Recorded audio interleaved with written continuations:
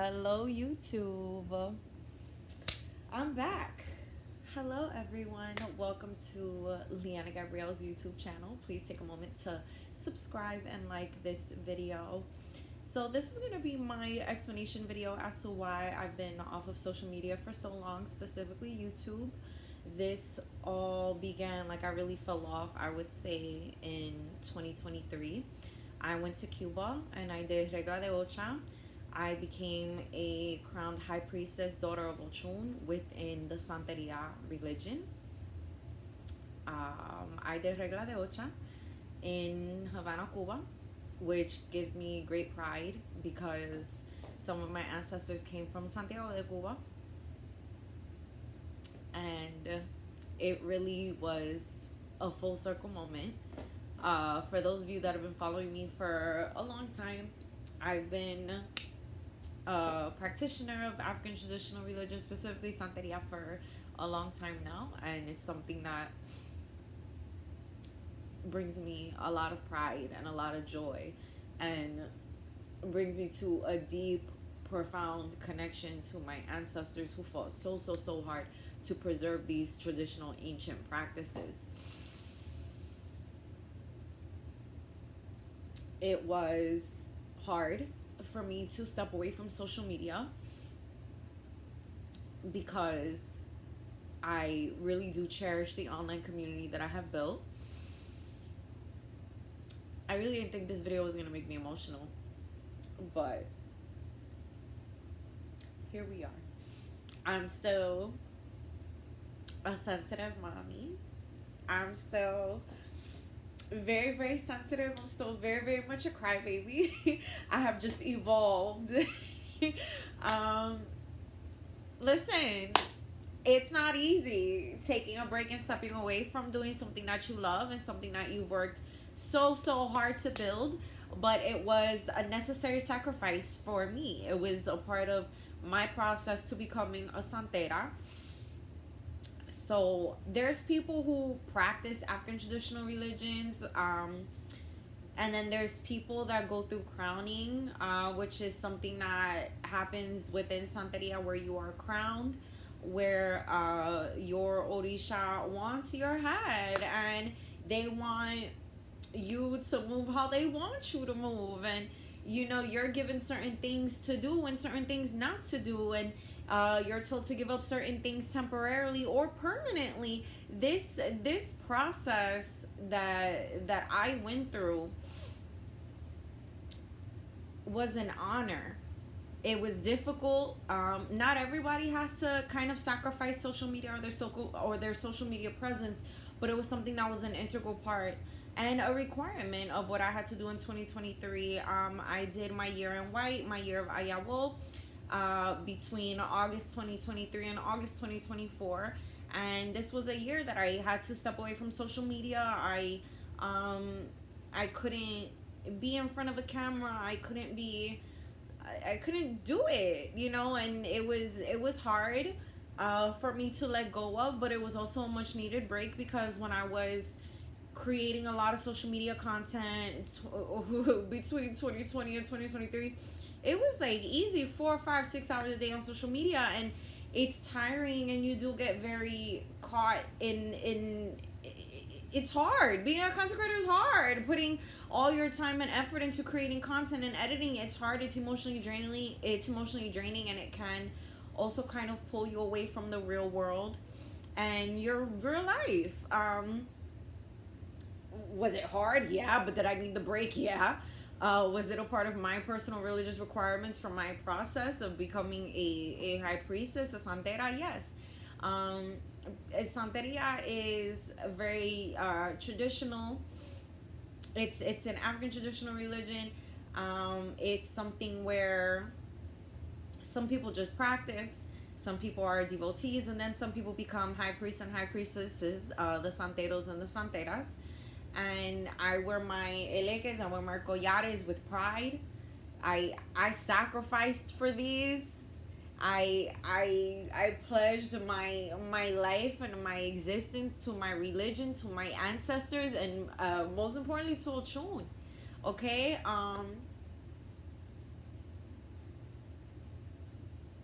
Very full circle moment. I I was first publicly on social media in front of my altar and in front of my candles, probably starting on Insta, I would say maybe 2017, 2018. So this process has been a long time coming. I grew up between Santeria and Catholicism. My family is Christian Catholic, and then some of the older generations were very, very big into Santeria. Like my great grandfather, God rest his soul. My great grandmother, God rest her soul. You know, this is not something that I took lightly. This is something that I did for my ancestors.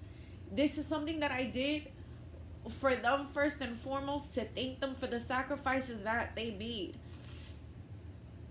The effort that the African diaspora put into preserving African traditional religion is nothing short of a miracle to me. I do believe that religion is something that is incredibly self serving. However, when we preserve the practices of those who came before us, when we choose tradition and bloodline, we honor them. I do not wear these lightly. This is pride. This is dedication. This is sacrifice. This is oral tradition. This is ancestry. And this is something that I've chosen to embody wholeheartedly. This is something that I stand 10 toes in, is being a santera, being a high priestess, being a practitioner of African traditional religion. This was a very serious process. This was a very hard process where I learned a lot about myself and my character and what I'm made of, my strengths and my weaknesses. I am so grateful to my godparents for allowing me to be a part of this ile, of this religious house. I am so grateful to my ancestors who sacrificed and who risked quite literally their lives to protect and to continue the traditions of African traditional religion.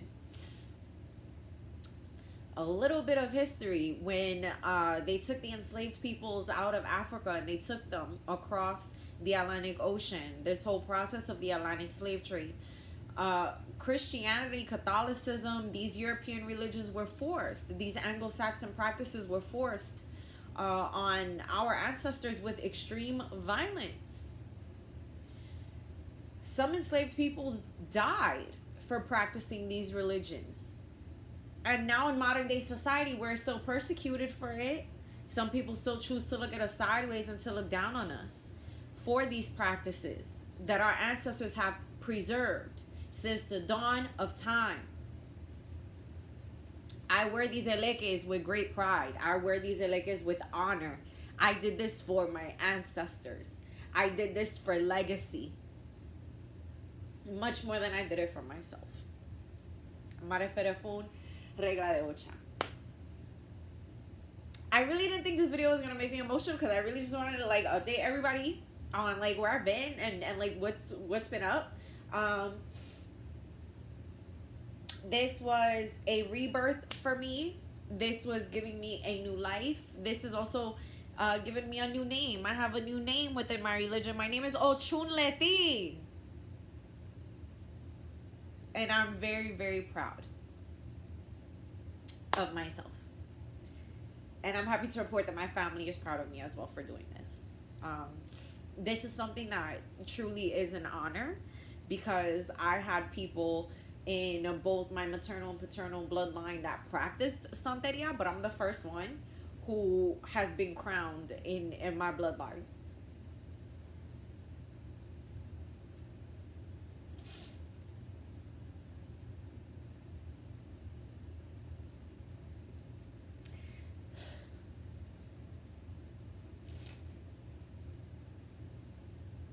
This is also something that I thought I was going to do much later on in life.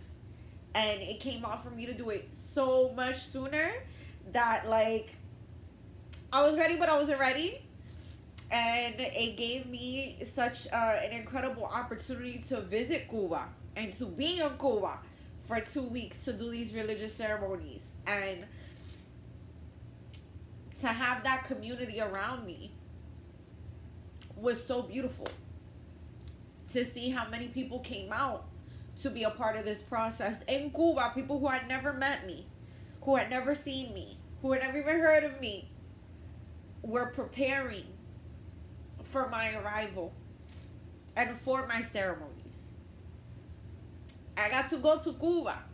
I got to see the land where some of my family is from. And that was incredible. Maybe I'll do a video about Cuba because it is controversial. It is a controversial country. So maybe I will do a separate video about Cuba. But I do choose to see the positive in everything. I got to be there and I got to be exposed to real Cuban culture, modern day culture, not the culture we carry with us as Cuban Americans, but to actually see what life is like there, to hear the slang that they use, to hear Cuban Spanish like there in Cuba compared to how I hear it here. It really was such a blessing for me to be immersed in that aspect of my culture. Such a blessing to be in Cuba during my regla de ocha. I'm very, very proud that I crowned and that I did regla de ocha in Cuba. Because these kinds of ceremonies are done in the U.S. as well, but I went to Cuba and I did it in one of my ancestral homelands, and that means so so so much to me, and such a full circle moment for me.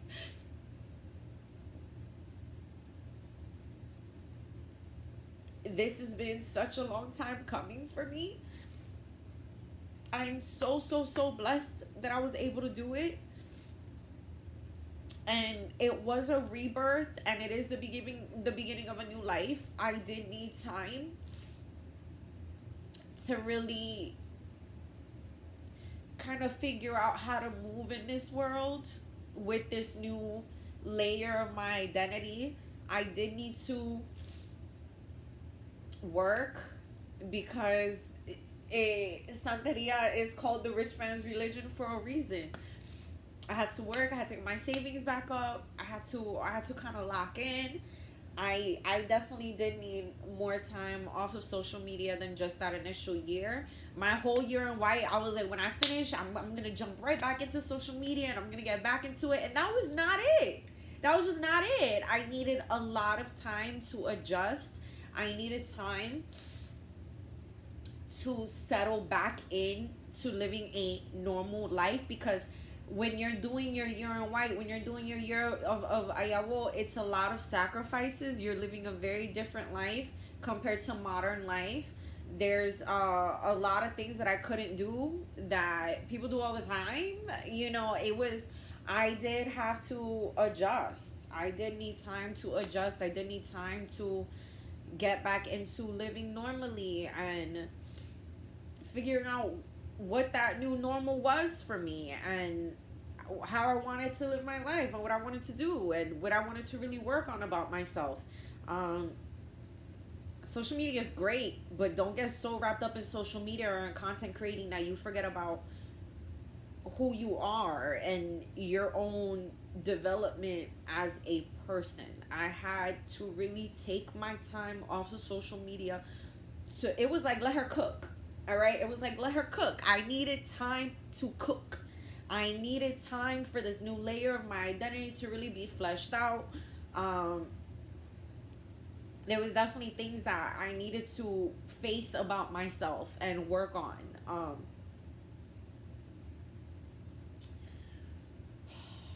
There were things that I had to give up.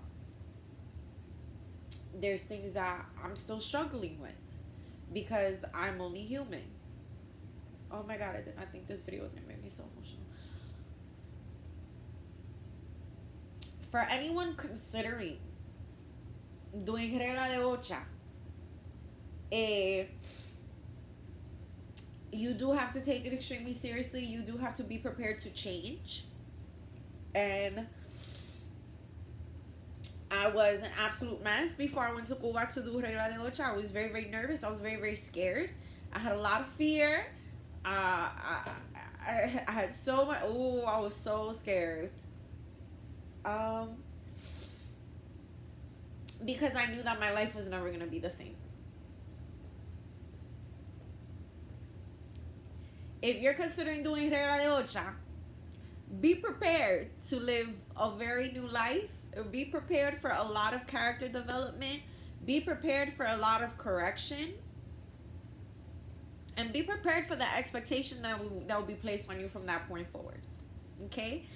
Once you are given these beads, once you are given a new name, baby, you represent the religion, you represent the culture, you represent your ancestors, you represent a part of the diaspora. It's been a period of adjustment for me, and I won't lie, part of my time taking a break from social media was just enjoying my life, enjoying the fruits of my labor, quite literally, enjoying my blessings, enjoying my time, socializing, and the little things, spending time with water, spending time near water, enjoying being able to be out at night again. Be like, there are so many restrictions within doing the year in white. I had to literally dress in all white, head to toe. I had to have my hair covered. I had to cover my head like a hijabi. Like,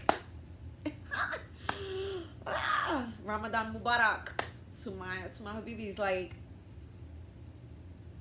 it was so different for me. You guys see how I love to dress and how I love to be flashy. Well, a little bit flashy. How I love to like look my best and play with my hair and wear makeup and wear nails and wear perfume. Like, yeah, cut, goodbye.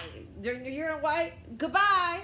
You know, there's a lot of sacrifices. I've just been enjoying being able to be regular and indulge in these earthly things. It really was such an interesting era in my spiritual journey, doing my year of Ayahu, you know, going to Cuba and really connecting to the land that part of my ancestors came from.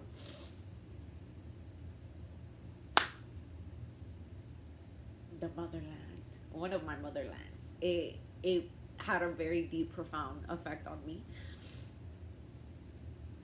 And given politics right now, it's not something that I take for granted, because I don't know if I'll ever be able to go back to Cuba because of politics and because of everything that's going on in Cuba particularly. I don't know if I'll ever go back. So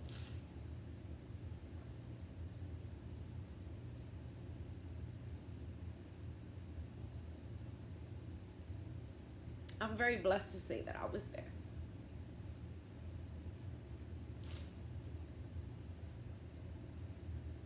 I felt such a profound connection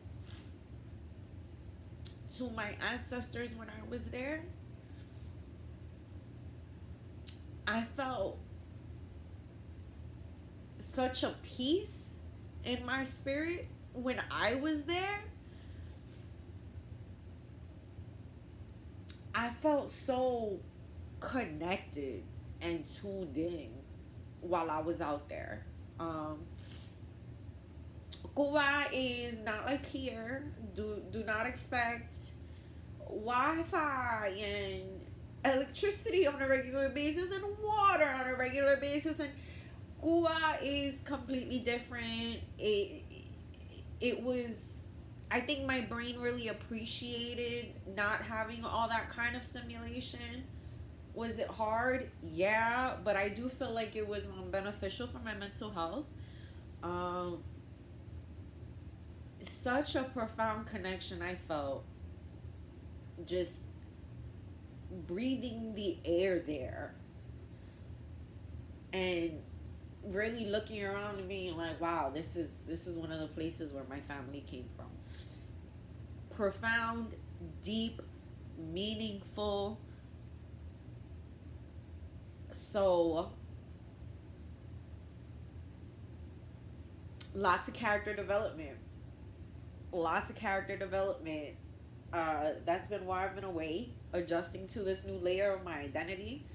Um, Really thinking about how I present myself and how I represent myself, because now I no longer represent Liana Gabrielle. Now I'm also Ochunleti and I represent Santeria. I am a high priestess. I am a daughter of Ochun. Yo soy santera. Yo soy coronada, hija de Ochun. Yo me llamo Ochunleti. My name is also Ochunleti. There's a whole nother layer. There's a whole lot more responsibility here. And I definitely look forward to doing more videos on YouTube and getting back into social media. I'm very, very excited to be back, and I'm very, very grateful to my community and everyone who's been a part of this process. I'm thinking if there's anything else I want to say. Witchy Wednesday / Tarot Tuesdays will be live streamed through Beagle Live, Twitch, and Meet Me platforms. Username Liana Gabrielle X3. Okay. Thank you all for your time. Mail Tune bless all of you.